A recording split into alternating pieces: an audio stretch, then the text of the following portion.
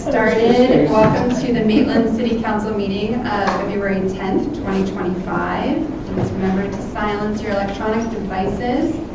And if we do have any guests who are present to speak, out of the four people present, I have one speaker card. So if anyone else plans to address council tonight, make sure that you fill out a speaker card if you have not already.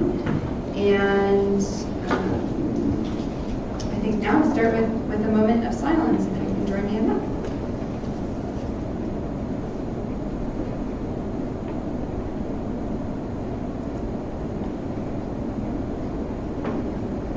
Okay, and now we do the Pledge of Allegiance. I pledge allegiance to the flag of the United States of America and to the republic for which it stands, one nation, under God, indivisible, with liberty and justice for all. Thank you. To our city manager, do we have any old business to report? No, ma'am. So we will move on to the consent agenda. There are 4 items on the consent agenda tonight. Are there any members of council who wish to remove any items from the consent agenda? Hearing none, is there any public comment on items 2 through 4? And this is just for items 2 through 4 listed on the consent agenda. Okay, seeing none, I will close public comment period for the consent agenda, and a motion is in order. I'll make a motion to approve the consent agenda. I'll second. I have a motion and a second. City Clerk, can you call roll, please? Councilmember Guthrie. Aye. Councilmember Hall Harrison. Aye. Vice Mayor Wurzel. Aye. Okay, and now we will begin the public comment period. For public comment, this is for any item that is not otherwise on the agenda tonight. You do have 3 minutes. Our handy dandy timer lights tell us when it goes yellow, you're getting close, and red is when your time is up. And I do have one speaker card from the Honorable Mark Skipper, if you'd like to join us. Right here At the podium, and if you could just start and say your name and your address, if you'd like. I won't share the address, but It's fine. I have the speaker card. For the Yes, she knows I'm able to do it. So good evening, everybody. This is much quicker than I anticipated. So I live in Dalbrook Hills, the area where the lovely sewer is going in. I'm calling to come before you tonight to ask you to please fix Tuscarora Trail. The road is so bad. You drive on it, it's killing my car. It's been that way for a year. They paved it, did a horrible job, for lack of a better term. You go on Temple to go up to Tuscarora, you leave Winter Park and you hit Maitland where the road goes from good to bad. So you take a ride down to Tuscarora, it's paved, but it's awful. So I don't know what the status is on getting that fixed. If that's a temporary patch, if it's a temporary patch, it needs to be more permanent.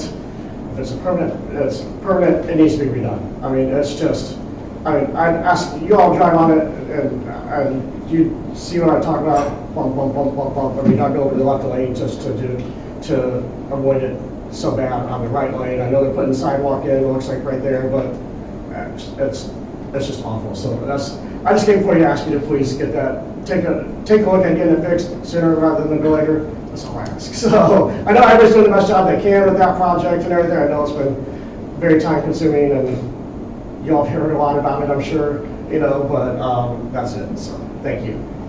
Thank you, Jay. Do we have any other public comment?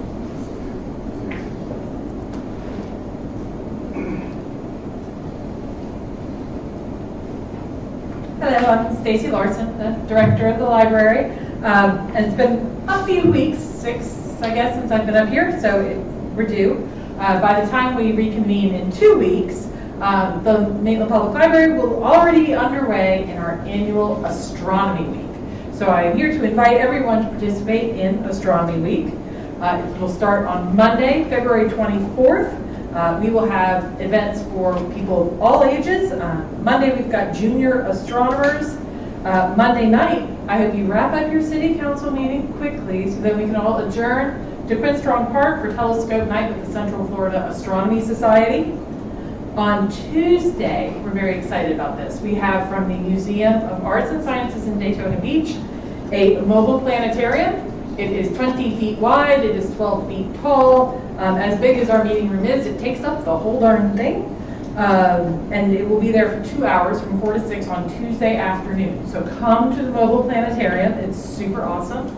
They came about 9 years ago, I guess, with this fellow, and it was an amazing program. We will have telescope viewing with Astronomy on Tap on Tuesday evening. We have solar telescope viewing on both Wednesday and Thursday afternoons. We're in a period of heightened sunspots, so come out and look at them safely with a solar viewer. We have celestial discoveries and a telescope night on Wednesday. On Thursday, we also have a program on stars with Azaria. She is a NASA ambassador. And then we have a lecture on we have a Martian geologist. He is not a geologist from Mars. He is a geologist who is coming to talk about Mars. So he will be there Thursday evening. We are working on seeing if we can have a telescope night, since we do own Orion Star Blast telescopes that you can check out from the library. And on Friday afternoon will be Celestial Cinema, when we will be showing The Right Stuff and Hidden Figures. So I hope you all come out to Astronomy Week, plan your agenda for 2 weeks so that you can make it to telescope viewing with CFAS. All right, thanks. Thank you, Ms. Larson. Any other public comment? And Judge Skipper, just so you know, and not to single you out, but you're the only person here that that is, may be new to these meetings.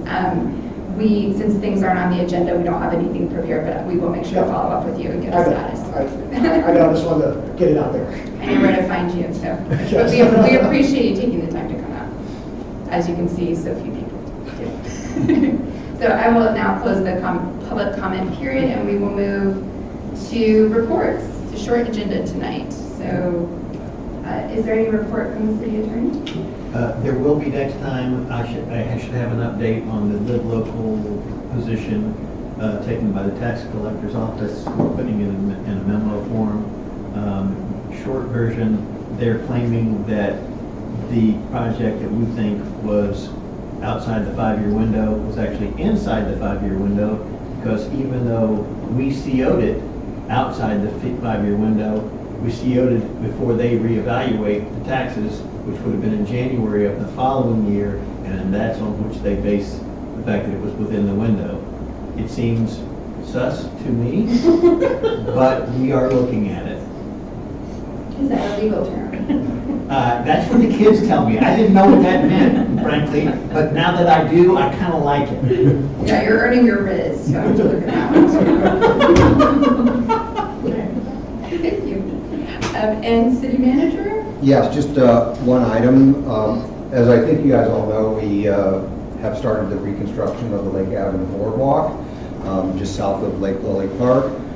As the contractor was deconstructing it, the determination was made that about 40% of the stringers need to be replaced. We made the assumption that the stringers were going to be in good shape, but as they took it apart, 40% of them are in bad enough shape from the continual flipping and re-drilling of the boards. They don't go back in the same holes, so there are several holes.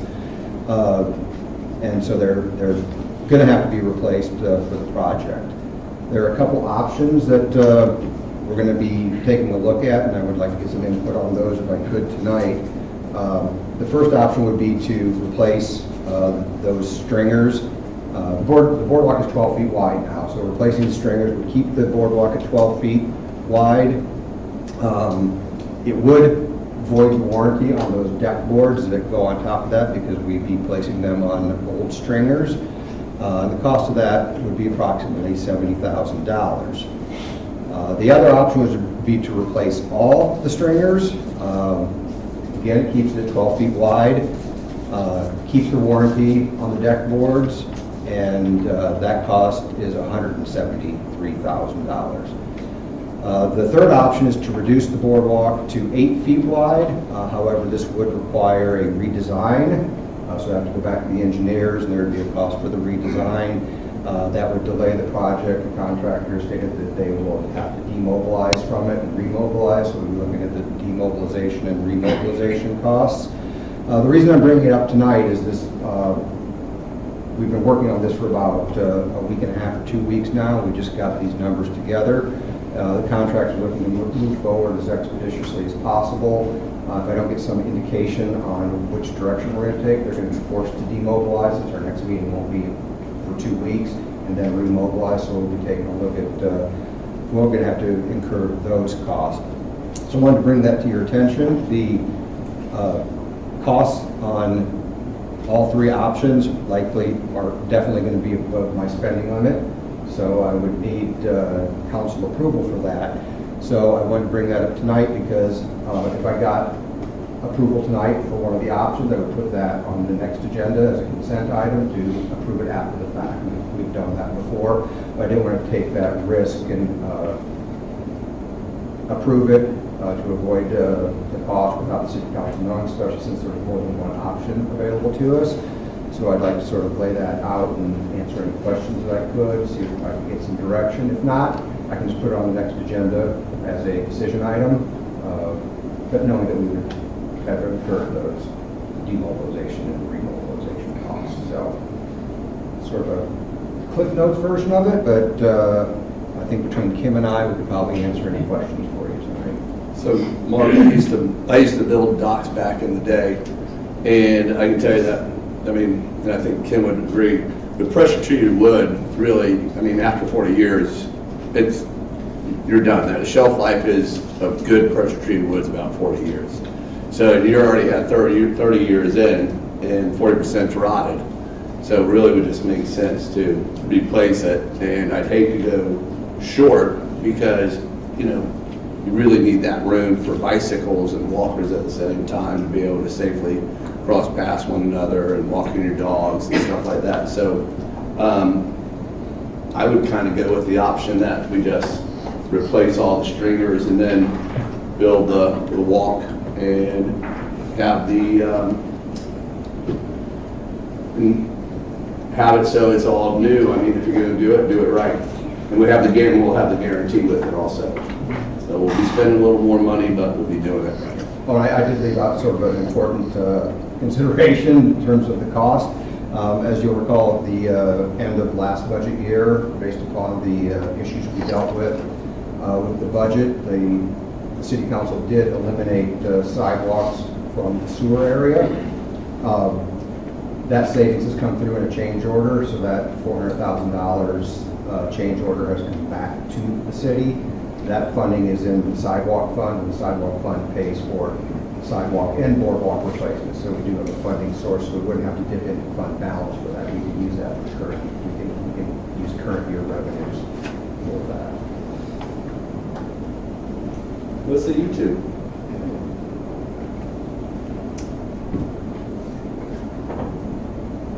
I actually think that Vance's logic makes a lot of sense, Actually, I think we're going, I didn't mean it that way. I meant, I actually think we're going to find consensus rather quickly on this issue. So I do agree with Vance that on the whole of whether to replace part of it or to replace the whole thing, I think Mark likes to do things right the first time. So if this achieves that goal and we're in a position where everything going in is new and we know that it's new and we can afford it, then I think that's the right decision to make. I'm thinking that you're actually both right. I think that obviously doing it all is the sort of ideal option, and the only downside to that is the cost, but it seems that it also avoids additional expenditures elsewhere in each of the various options. So like you pointed out as well, the chances of the other 60% would go bad shortly That's 10 years. is quite good, and then also just, having to reopen a project and the cost in that, and losing our warranty and the cost potential in that. Seems that there's still a cost savings potentially in doing it right the first time, and even shortening it, even if we thought that that was a good or making it smaller with the redesign costs and having to stop work and all of that, it still adds cost for a less desirable end result. So I think that makes sense. Are the three of you planning on being at the next council meeting? Yes. Do you need me to tell you the day and the time? Yes, we pinky swear we will be there. I think you can pull my attendance records. You're Quite quite stellar. good. Quite stellar. So it's yes. just February 24th at 6:30, just, Yeah. that's what I can't say. Okay, so I that, don't know what the meeting's at. Do you want to do anything else that's particularly difficult? that was all I had on my list. Yeah. All right, if you want to get greedy, I mean, No. Actually, I think, I think, and we've all dealt with this in your time on council, and since I came here, even back, when Sharon was city manager, and I was the assistant city manager, we've done a lot of fixing of things in the past that were done sort of halfway, and we've sort of made a pledge that as we move forward, we don't create problems for future city councils or future administrations. I feel like this would sort of fall into that basket where we left holes wood under there that they'd be pulling up decking in 5 or 10 years, wondering why it wasn't done. Yeah. This boardwalk is done. So Is that's that all I have. the end of the report? At the end of my report. City clerk have a report. Okay. Council members? I was at the first MAP meeting they've had in a while, and Metro Plan Advisory Commission, and the project that started when I first got on 3 or 4 years ago at Edgewater and Forest City Road has once again been pushed back before they will repair that area. So that is now on the 29-30 year plan. So good news is, I think west of here, they are going to extend the expressway lanes starting at the end of the year. So that's good. The fast one. Yes. The bridge thing. Yeah. So we can, hopefully get a little further out there. So yeah, I think that is about it for Metro Plan. Oh, and I went Friday night. That was a fantastic band that played out there. That was really, really good. Yeah. Good job, Jay.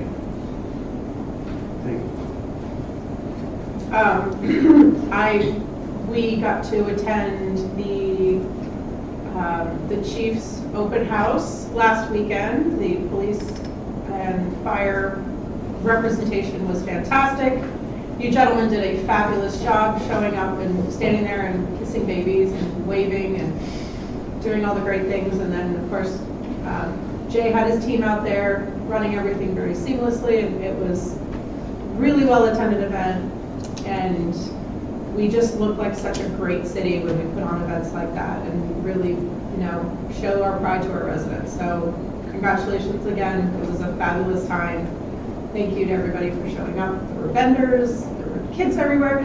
Also, huge thank you, because there were 2 people doing balloons. There were like 4 people doing face paint, and there were no lines. And I right? We know the pain of standing in lines to get balloon animals, so it was. And then they pop right after. Right, Yeah, right. I didn't have to wait for my Spider-Man. I mean, plus the airbrush tattoos lasted a really long time. So, very successful, thank you. Any exciting news this week from the police department? Yeah, there was a gator in Dahmer. There's a gator. I saw that on the news. There was a gator in Dahmer. With a baby. All right. I have nothing, and so with that, we are adjourned. I don't think it's Wow, 20 minutes. That's fantastic.